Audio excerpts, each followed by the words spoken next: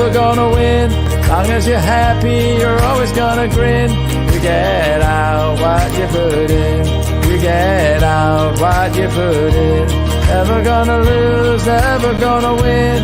Long as you're happy, you're always gonna grin. You get out what you put in. You get out what you put in. You get out what you put in. Good afternoon. Here we are. Hey, Josh, how are you? I'm good. I'm good. How are you?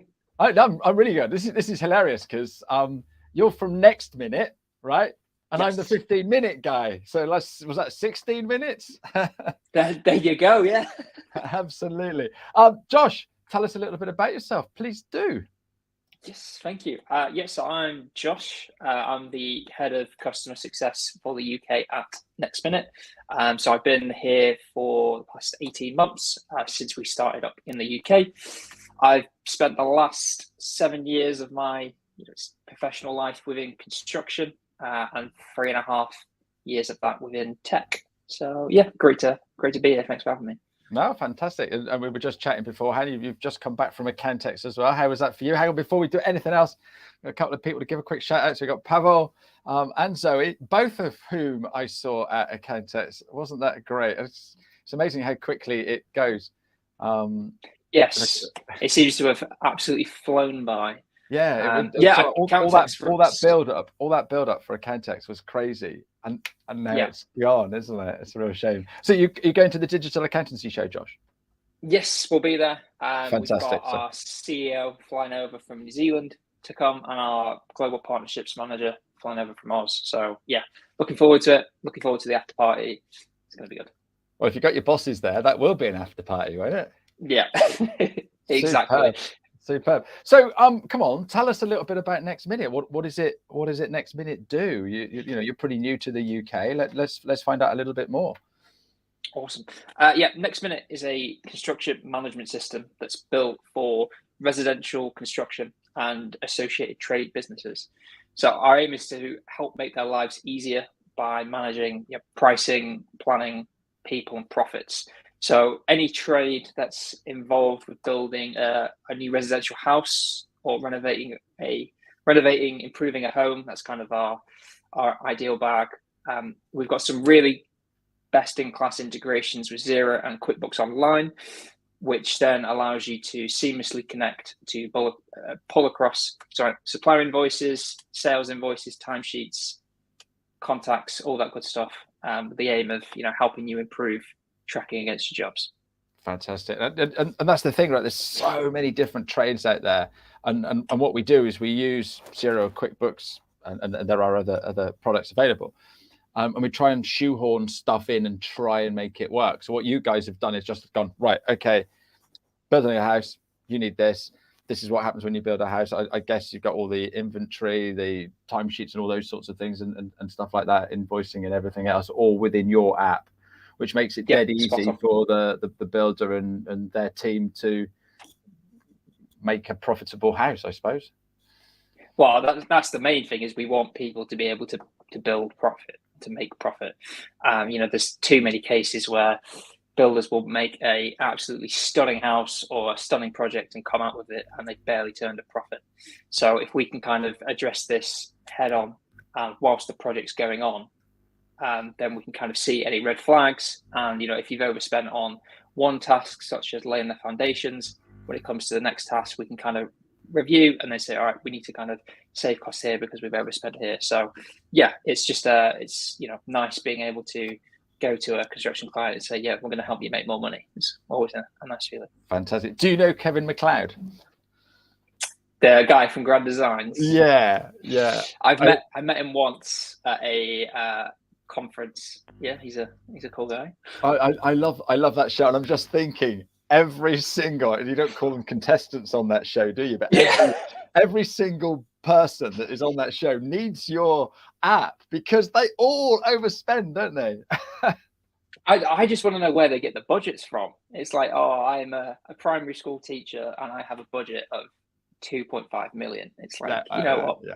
Fair play. Yeah, I want a job at your school, please. Yes. Yeah, but they don't tell you the story that they inherited it, or they won the lottery. No, or exactly. So yeah, incredible. So what are the main issues that construction workers are having at the moment? Then, where do you see the big problems they're having? Construction as an industry has gone through its ups and downs, certainly with COVID. The price of materials in the past couple of months, years, has absolutely skyrocketed. So it's just made it really hard to quote.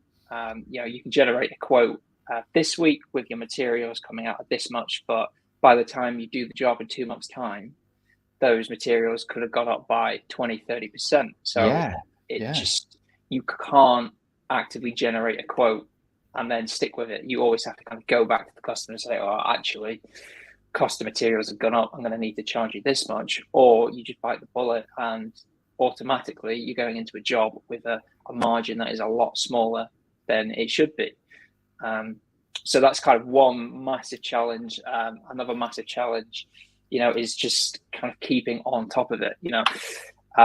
Construction workers are great with their hands. They build stuff from like an early age, but they're not necessarily the best when it comes to filling out paperwork or keeping track of their guys or giving your bookkeeper or accountant your receipts. So we're just trying to make sure that there's an easy enough solution for them to be able to pick it up and to kind of run with it and improve everyone's lives. Oh my goodness. Let's not get on that bandwagon with trades, but so my shower was not working properly, and so the guy, so to cut a very long story short, I said he quoted me 2 different prices, and it was a little bit more for a brand new shower head. So just do a brand new shower head. So he came around. Literally, I phoned him one day, and the shower was fixed within a week. Yeah. Amazing. 2 weeks later, 3 weeks later, 4 weeks later, I'm in the shower again. Still haven't had a bill. And the trouble is, because I'm having a shower late at night, I can't text him and go, you haven't had a bill. I haven't had a bill. And I keep, must chase him for a bill. It must have been 6 weeks before he knocked on my door with an envelope. And I went, right, come here. And I paid him there and then using my phone. And it's sort of like, if you'd have sent this to me 6 weeks ago, that money would have been in your account. And the quote, right, or the bill was, it put it in an envelope and wrote my name on the front, but inside it was a typed letter. And you think, oh my goodness. Oh wow. So with your app, it'd just press shower head, fit in, dang, all done, and I could have just paid it straight from there. Spot on. So we'd have the price of the shower head from your supplier. So Whoa. You've actually got a feed into tools. So we can, if you have a good relationship with Travis Perkins, for example, there are other wholesalers out there. You can then go to them and say, I would like my account pricing for my top 50 products. We can then import that into Nextminute. So when you're quoting, you've already got the SKU number, you've already got the buy price, what you want to sell it at. So if I'm generating a quote for you, I can go, yeah, I want a shower head. My labor costs me this much, and I sell out for this much. Put all of that into a quote, click send directly to you. You'll then get a lovely email with my quotation on it and a approve or decline button. So you can then hit approve. It then feeds back to me saying, we're good to go. I can then arrange with you to come fit it. Once I'm happy, I can then click generate invoice. It will then ping an invoice off to you to be paid, and then pin the invoice off to my accounting system, so Xero or QuickBooks, for my accountant or bookkeeper to see. And then once you pay it and it gets marked as paid in Xero or QuickBooks, it gets marked as paid in my system, and I can move on. Brilliant. And I can go and play darts with my mates, or go down the pub, or take my wife out to the theatre. Yeah, absolutely. And not sat upstairs with a pile of bits of paper that I must do that. That's crazy. That is crazy. And with all due respect to our trades guys, they don't have a need for computers. So they probably haven't got computers, have they? And that's the thing. You talk to lots of other businesses, and a lot of people are coaching and training and that sort of stuff. Well, to do that sort of job, you have to have a computer. So therefore, you can fiddle around with some software or a spreadsheet or goodness knows what else. But builders, they like you say, they learn their trade at an early age. No need for a computer. No. And then they're like, how do I get a bill out? And it's normally the partner of the the builder that ends up doing it. So therefore they've got that friction. So basically your software is going to save the marriages of these builders. Is that right? That's what we aim to do. Yeah. Funnily enough, I had a conversation with a client of mine yesterday. And he said, "Oh, I'd like to add our accountant to to the software because my wife's currently the bookkeeper. It's half term, so she hasn't got a lot of time. She's looking after the kids, and I want to kind of get on top of it." I think he had over 300 jobs to invoice, so he does like lots of little jobs. He's like, "I just need someone to help me invoice," and it normally falls to his wife. She's busy. She isn't really that interested in it, so we can put the accountant into the system to help him with that, and get some money back into the business. And I'm guessing that this is where these builders fail, isn't it? Because they're not getting the money in, and like you say, with all the rising costs, if they don't get the money in, they're not going to be able to pay the suppliers.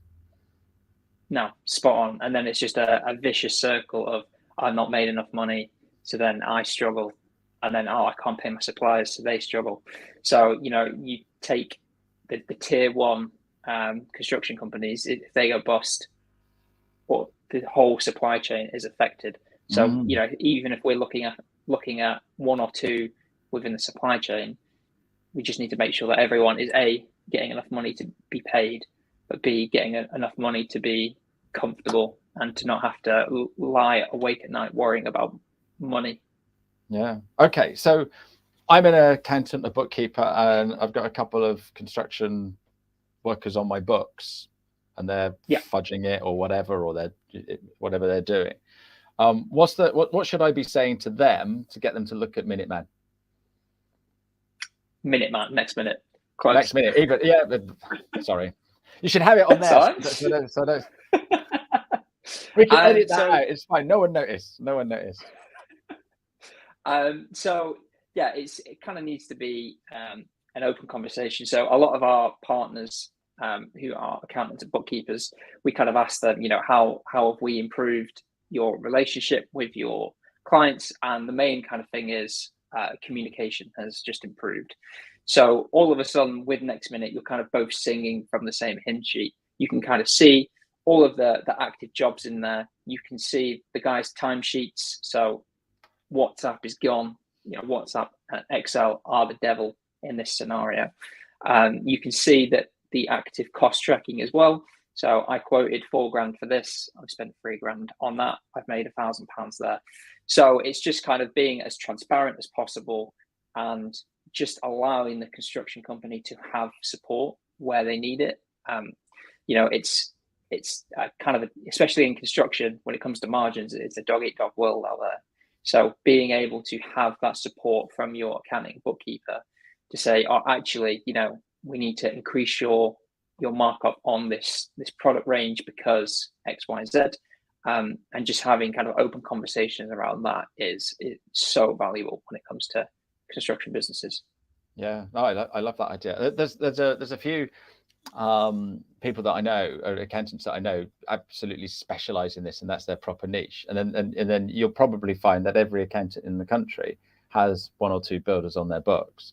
So basically, you want to talk to every accountant and bookkeeper, or do you want to just work with those that are doing the niche?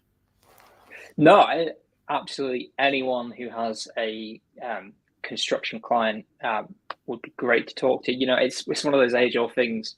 If I said, "Oh, do you know a plumber or an electrician?" Everyone's going to know at least. And they're all called Dave, aren't they? They're all called Dave. They're all called Dave, Paul. Yeah. We're in a really great space to be able to help them and to help the accounting partner and kind of drive that conversation and support both the partner if they wanted to kind of offer it as a service, include it in their app stack, and the construction client as well, to be able to kind of put them in hopefully a better position and be able to kind of see red flags as they crop up when it comes to kind of cost tracking and timesheets. Oh, cool. Now, you were at Accountants, we've already said that. There was an awful lot of software stands there, wasn't there? There were some big ones as well. Oh my goodness, yeah, absolutely crazy, Yeah. some of them. So why would I want yet another software package to learn and worry about? That's a what do you say to that, Josh? Because you know, it's hard, isn't it? You know, because It is. I want to stay ahead of the game and know what's going on, but I'm just putting in a practice management solution because everyone says I need that, and I've got a pricing solution because everyone says I need that, and now, oh, Josh is getting me to have this Nextminute software. What do I do? Yeah, so app stacks are great, both in practice and client facing. So there was a great kind of statistic from the Zero State of Industry report. Kind of said 34% of small businesses are now leaning on their trusted advisors for services beyond just bookkeeping and accounting. So value adds such as app advisory software setup are now kind of really being sought after. So being able to offer an additional service to your clients, it's not only going to benefit them, but because of, example with Nextminute, our integrations with Xero and QuickBooks, it allows them to have their own sandbox environment to play around with, whilst also feeding directly into the accounting system. So you can keep them out of it and keep the data flowing through, but have that peace of mind that they're not going to accidentally mark something as paid when it's not paid, or so forth. So it's just being able to add that extra bit of value to your clients. And then there's the support from us. So we have a partnership team that sole job is to work with accountants and bookkeepers to make sure that they're happy with the software, that they kind of know their way around. If they have clients, then we can either do like a partner refer, where you kind of give us the warm lead and we'll kind of pick it up and run with it and see how we can help. Or if they want to onboard it themselves, just kind of take over that process, we'll just support them as best as we can. And then we have a whole customer success function whose sole job is just to make sure that the customer is happy and that they are getting the most out of the software. And if they are referred from a partner, to make sure that that partner is kept in the loop and that a line of communication is left open, just to be there to provide some support and yeah, just to help as many ways as possible. No, I love that. So you're working like a tag team, you and the accountant, to help these construction workers actually make some money. Which is what we want at the end of the day. Lee's got a great point. It's not about software, it's about solving problems. We have to address the full workflow for accountants and ensure the pain of onboarding is less than the pain that we're solving. Wise 100%. Words indeed, Lee. Yeah, absolutely. And this is one of the things I don't know if we said earlier, but I used to work for Digita, and we used to put in software for all of the compliance work, and if it didn't go in right, it was a real pain in the neck, and the accountants and bookkeepers were really pulling their hair out and hated us. But if it went in right, and we really helped them and what have you, it was a nice smooth transition, and then it just changed how they work, and it's just it was great to see the transformation that they had from moving software. There's nothing better than being able to go to a company that is relying solely on Excel and paper, and being able to then walk away 3-6 months later, but then running with a system that is a desktop and a mobile app, and they're just absolutely flying, and then looking at other bits of software as well now that they got the hand of that. So just being able to provide that kind of digital expertise is it's such a great feeling from our side. No, awesome. And so again, obviously working in the software space, I've had times where I've had a little bit of a struggle because some people don't want to take it on and stuff like that. What's the construction industry like of taking on software and take into account my plumber? He was tapping away on a typewriter and then brought it round by hand. Whereas other building people are pressing a few buttons on their mobile phone and it's all sorted. So how do you help them? Yeah, I mean, change is scary. No one really likes change, and to go from scribbling on the back of a McDonald's receipt to this system where I can generate a quote and an invoice from the same document is scary. So we kind of focus on the whole education piece of, there's a reason that we're doing this. Paying a monthly software subscription is an investment, and it's an investment in both time and resources from both parties, because we're going to need time with the business owner, with the accountant, to sit down and say, kind of, this is the workflow kind of that you need to now go through. This is how we can adapt your processes.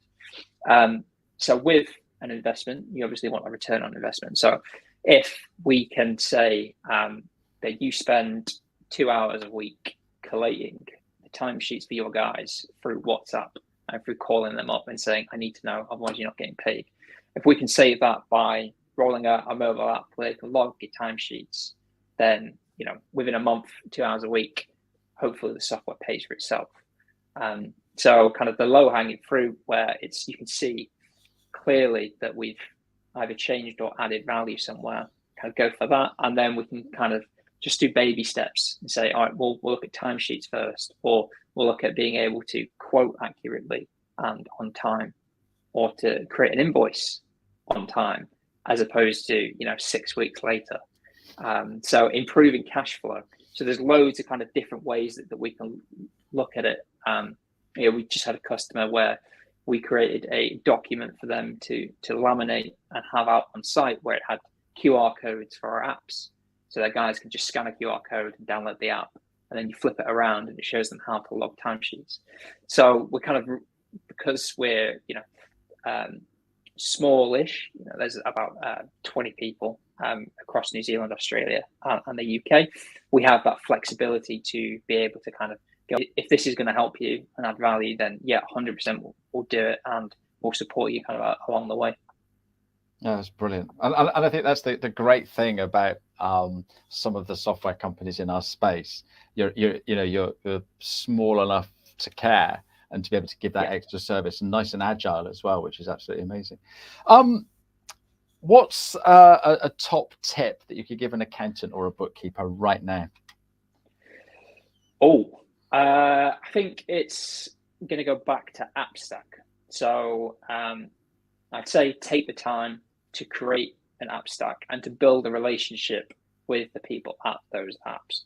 So like I said earlier, we have customer success departments where our sole job is to look after the clients who are using it. And if they have feedback, we take that feedback to then present back to product, and then to have a kind of moving discussion around, okay, is this just a UK thing, or is it something that we can roll out across New Zealand and Australia as well?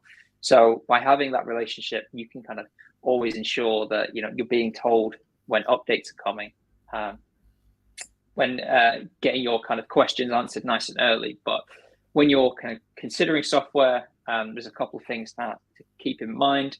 Features and integrations. Do you or your client have specific requirements that are kind of deal breakers that you need to have in a piece of software for your app stack? Does the software integrate with your or your client's app stack already? So it's all good if you have a nice shiny piece of software, but then if it doesn't talk to the other software that you've already got, it's going to make it a little bit difficult. Support and training, is the support local? Are they based in the same country? Or is there kind of a time difference that you have to be aware of? Are there any additional fees or for support or implementation? There's a couple of companies out there that will say, it's £500 to implement for X amount of users, and then kind of goes up as well. Pricing, obviously a very important one. Does your client have budget expectations, and does the app fit into that budget? And is the pricing scalable if your client's business grows? So that's a key one. Obviously, we all want to see our client's business grows, but it needs to be to a point that, if they grow to X amount, then the price doubles. That's not necessarily going to work.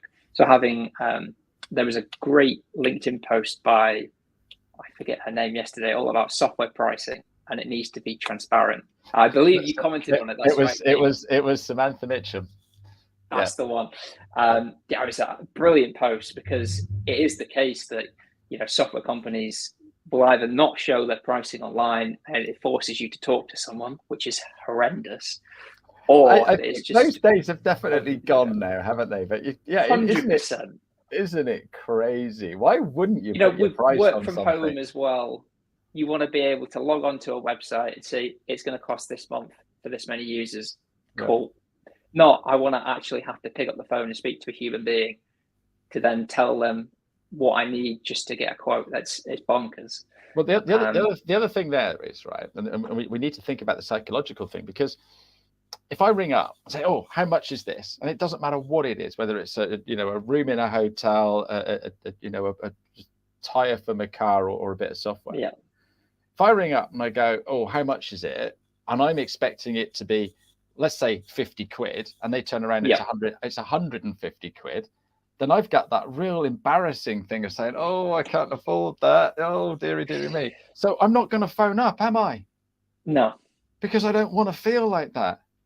No, 100%. And I look at a price and it's 50 quid, and I go to another website, it's 60 quid, and I go to another website and it's 40 quid. I go, yeah, around about 50 quid. That's all right. I'm happy with that.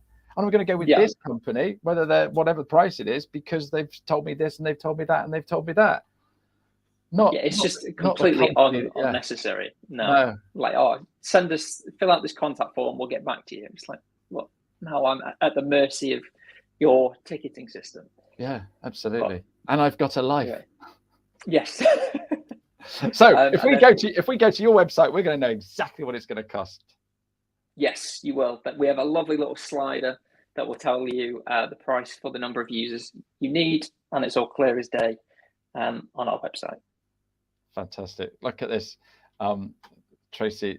I love this. We've just made an automation so people can get an immediate bookkeeping proposal for this exact reason. So amazing. If I need an accountant, I go to Tracy's website and I just do it, boom, boom, boom, boom, boom, and I get an answer. I don't have to pick up the phone. But why wouldn't I want to pick up the phone to Tracy? Thank you for sharing that, Tracy. And I think I know the software that you're using, and yeah, why wouldn't you do that? Why wouldn't you do that? Josh, we've gone past our 15 minutes and our 1 minute. Oh, I'm sorry. So I've got one more question for you, but before I do that question, I'm just gonna quickly skip over to next week, because I've got another superhero on next week. He's here somewhere. I've got the good old Socks Up guy. I don't know if you know the lovely Simon Chaplin. So he's coming on. He's going to have a little chat with us. So I can't wait for that. It'll be good fun. I spent a bit of time with him at Accountants, so it'd be great to catch up with him and have a good old natter next week. So there's another comment coming. Yeah, perfect. Upfront pricing is the right way to go. Thank you, Probert. I totally agree. So my final question to you is, when you were at primary school, all right, sweet little Josh in his little shorts and what have you, what did Josh want to be when he left school? Do you want the corny answer, or do you want the not so corny answer? I really don't mind, but I just want to know, when you were a kid kicking the ball around the park or whatever, what were you aspiring to do? And I bet it wasn't to work in a software company for accountants and bookkeepers and go to Accountex. Yeah, I don't think I'd even heard of Accountex. Yeah, the corny answer is my old man. Absolute hero. So yeah, wanted to be like my dad, and that was sales. So kind of doing that now. The not so corny answer was I was always kind of good with computers. Even when I was kind of younger, my dad broke something, I was kind of trying to fix it. So yeah, something to do with computers. So computers and sales. Hang on, what are you doing right now? Customer success. Boom. There Absolutely. You go. Superb. So what did your dad sell? Because my old man was a sales guy, and the last thing I wanted to do was to be a sales guy. He was a sales director within construction. Right, okay. So it is in the blood. It is kind of in the blood, yeah. Following in the old boy's footsteps. So I actually worked for the same company when I was starting off that he used to work for as well. So kind of, yeah, very truly followed his footsteps. Oh, that's absolutely fantastic. Josh, it's been lovely having you on. How can people get hold of you or find out about your wonderful software? Yeah, so you can have a look at our website, www.nextminute.com, or drop me an email at josh.probert@nextminute.com. Fantastic. Thanks ever so much indeed. Thank you very much for your lovely comments and for taking part. We will be back next week. But until then, thank you very much indeed. Cheerio.